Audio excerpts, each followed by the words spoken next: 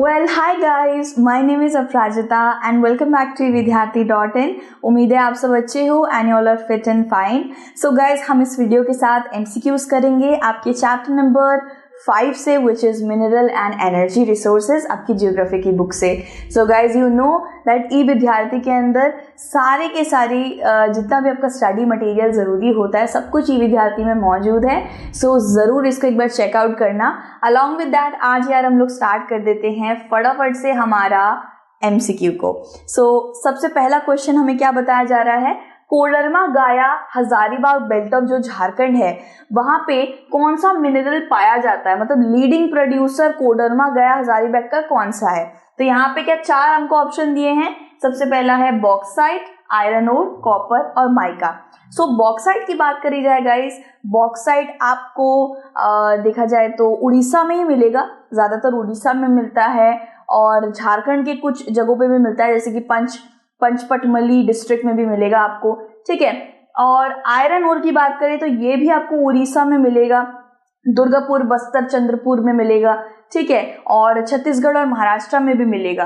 Copper की बात करी जाए तो कॉपर भाई राजस्थान में भी मौजूद है, साथ ही साथ आपका सिंघभूम डिस्ट्रिक्ट ऑफ झारखंड में भी मौजूद है। मैंने बहुत बार झारखंड का नाम ले लिया तो आप सोच रहे हो यार ये झारखंड तो यहाँ पे भी है, तो ये सारे आंसर तो नहीं है। तो गाइज ये जरूर याद रखना कि कोडरमा गाया हजारीबाग बेल्ट की बात हो रही है।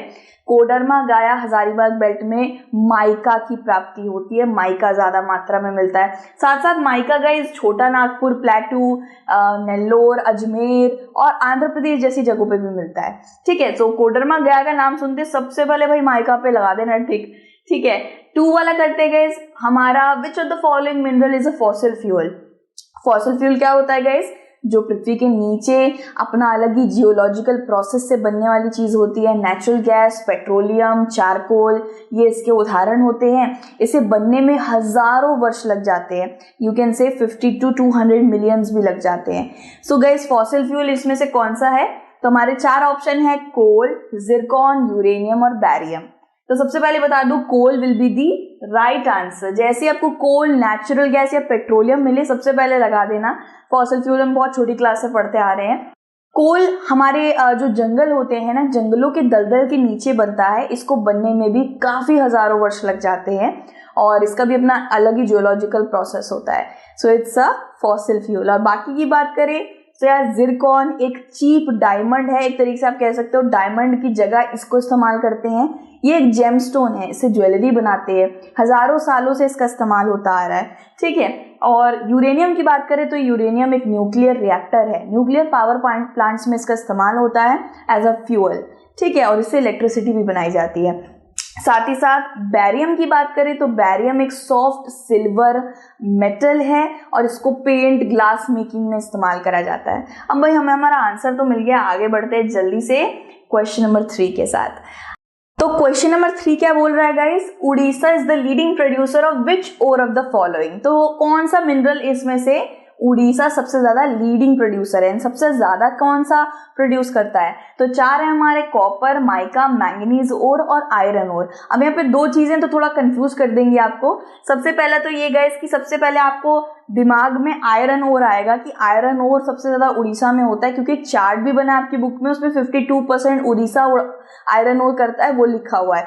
लेकिन थोड़ा कंफ्यूज मत होइएगा गाइस, क्योंकि आयरन ओर तो उगाता है, उगाना मतलब प्रोड्यूस करता है, लेकिन मैंगनीज ओर ज्यादा प्रोड्यूस करता है। मैंगनीज ओर यानी कि मैंगनीज से निकला हुआ आयरन ओर बेसिकली वो सबसे ज्यादा प्रोड्यूस करता है, ठीक है, उगाता नहीं है। तो क्वेश्चन नंबर 4 पे आ गए हम लोग। सॉरी गाइस, ये दिमाग मुंह से स्लिप हो गया था थोड़ा सा।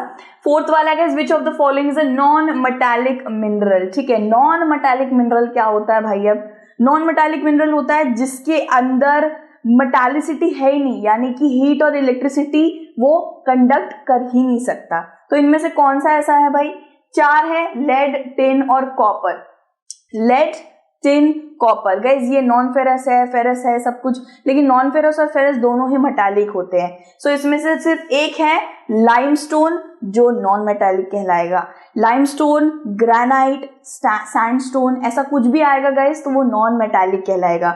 इन सबको इस्तेमाल करते हैं कंस्ट्रक्शन करने में, घर बनाने में और किचन की टाइल्स, कुकटॉप्स, ये सब बनाने में। ठीक है, पथरीले पदार्थ की तरह होते हैं, पथरीले होते हैं, तो पत्थर के जहां जहां भी यूजेस होते हैं वहां इनको इस्तेमाल करते हैं। साथ ही साथ सीमेंट बनाने में भी चूना पत्थर यानी कि लाइमस्टोन का इस्तेमाल होता है। क्वेश्चन नंबर 5 पे आगे guys, which of the following is finest quality of iron ore. अब आपकी बुक के अंदर 2 ही आयरन ओर के फाइनेस्ट क्वालिटी वाले बताए थे भाई। पहला था मैग्नेटाइट, दूसरा था हेमाटाइट। आपको हमेशा याद रखना है गाइस, मैग्नेटाइट और हेमाटाइट दोनों में ही आयरन ओर की बहुत फाइनेस्ट क्वालिटी मिलती है, लेकिन बस थोड़ा सा परसेंटेज ऊपर नीचे है। मैग्नेटाइट में 70% आयरन ओर मिलेगा और हेमाटाइट में 50% मिलेगा। ठीक है, so magnetite will be the right answer. और आपने बुक के अंदर लेमोनाइट और सैडराइट नाम के तो शब्द सुने ही नहीं है, तो ये ऑटोमेटिकली गलत आंसर होंगे। ओके, सो यहाँ पे आ गया हमारा question number 6, which of the following statement is not true about the ferrous mineral। ferrous mineral क्या होता है guys? ferrous mineral जो अच्छा हीट और इलेक्ट्रिसिटी कंडक्ट करने वाला होता है, मतलब कि मेटालिक होता है। ठीक है, मेटालिक मिनरल वो सारे कहलाएंगे जो हीट और इलेक्ट्रिसिटी को कंडक्ट करते हैं। इलेक्ट्रिकल डिवाइसेस में इन मिनरल्स का इस्तेमाल होता है। ठीक है, सो इनमें से कौन सा स्टेटमेंट फेरस मिनरल के बारे में गलत है? अब यहाँ पे सबसे पहला है फेरस मिनरल में आयरन ओर होता है। हाँ जी, फेरस वो है जिसमें आयरन ओर प्रेजेंट है और नॉन फेरस वो है जिसमें आयरन ओर नहीं होता है। सो फर्स्ट वाला बिल्कुल सही है। सेकंड वाला, ferrous mineral account for about 3/4 of the total production of the metallic minerals. So हाँ, 3/4 भारत के अंदर इसका बहुत प्रोडक्शन होता है, बहुत गुड क्वालिटी का फेरस मिनरल भारत प्रोड्यूस करता है। और नॉन फेरस का इतना अच्छा है नहीं, नॉन फेरस की इतनी लार्ज क्वांटिटी भारत प्रोड्यूस नहीं करता। ठीक है, फेरस मिनरल प्रोवाइड करता है स्ट्रॉन्ग बेस मेटलर्जिक इंडस्ट्रीज के लिए। मेटलर्जिक इंडस्ट्रीज होती है आयरन और स्टील वाली इंडस्ट्री, तो हाँ ये वाला भी सही है। लास्ट है, इंडिया प्रोड्यूस नहीं करता है फेरस मिनरल ज्यादा क्वांटिटी में।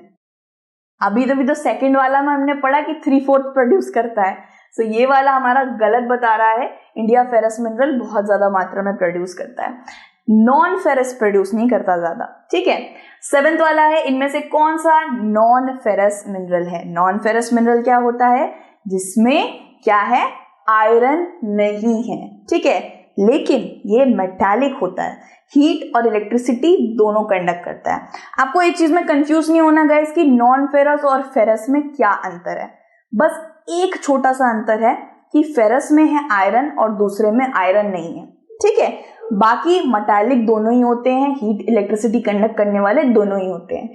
ठीक है, सो गाइस देखा जाए तो manganese, petroleum, aluminium and iron will be are 4 option. इसमें से एल्यूमिनियम जो है वो हमारा नॉन फेरस मिनरल है, मैंगनीज और आयरन फेरस मिनरल में आते हैं और पेट्रोलियम प्रेशियस मिनरल है, मतलब कि बड़ा वैल्यूएबल वाला। ठीक है, आपकी बुक के अंदर क्लासिफिकेशन ऑफ मिनरल है, उसमें आप अच्छे से एक बार थोड़ा सा पढ़ लीजिएगा, आपको सब याद रह जाएगा। तो क्वेश्चन नंबर 8 है guys, which one of the following fuel is considered as environment friendly. तो एनवायरमेंट फ्रेंडली इनमें से कौन सा है? नेचुरल गैस, पेट्रोलियम, कोल और फायरवुड। गाइज लकड़ियां जलाने में भी काफी धुआं होता है, पोल्यूशन होता है। पेट्रोल और कोल जलाने में तो होता ही है, इससे कार्बन एमिशन हमारी प्रकृति में बहुत ज्यादा मात्रा में बढ़ जाता है। लेकिन नेचुरल गैस एक इकलौता मिनरल है गाइज, फ्यूल। ठीक है, एक इकलौता फ्यूल है जिससे कार्बन एमिशन बहुत कम होता है। इसलिए आपने आजकल सुना होगा गाइज कि किस तरीके से आजकल लिक्विड पेट्रोलियम गैस यानी कि एलपीजी ना इस्तेमाल करके हम लोग सीएनजी इस्तेमाल करने लग गए हैं गाड़ियों में। क्या है CNG? Compressed natural gas. Okay, so ये इको फ्रेंडली है, एनवायरमेंट फ्रेंडली है। ठीक है, so which of the following mineral is obtained through veins and lodes. तो वेन्स और लोड्स क्या होते हैं गाइस? वेन्स यानी कि छोटे क्रैक और लोड्स यानी कि बड़े क्रैक। कहाँ पे? दीवारों पे? नहीं, जो पत्थर होते हैं ना, इग्नियस और मेटामॉर्फिक वाले पत्थर, उनके छोटे क्रैक्स को वेन्स बोलते हैं और बड़े क्रैक्स को लोड्स बोलते हैं।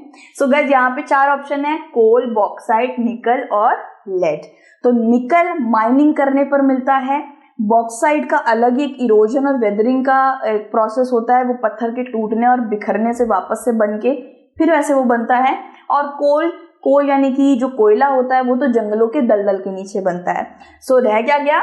लेड। लेड गाइज इग्नियस और मेटामॉर्फिक रॉक के क्रैक्स से निकलता है। ठीक है, आपको याद रखना है अच्छे से।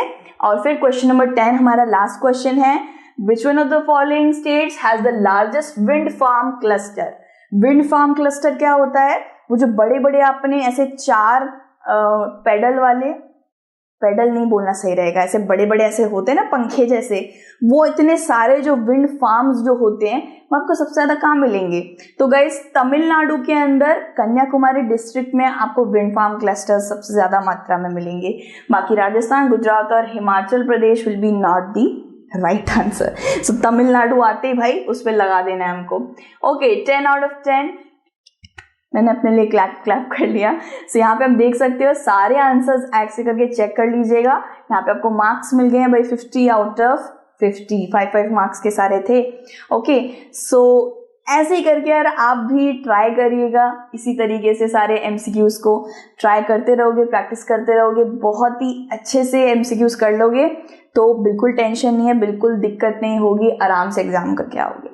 ओके, बाकी टेंशन और ये सब यहाँ पे अलाउड नहीं है, ठीक है, टेंशन एकदम दूर छोड़ के आने का है। तो यार मिलते किसी और वीडियो के अंदर। चिल देन आप अपना ध्यान रखिए एंड एकदम टेंशन फ्री रहिए, स्माइल करते रहिए।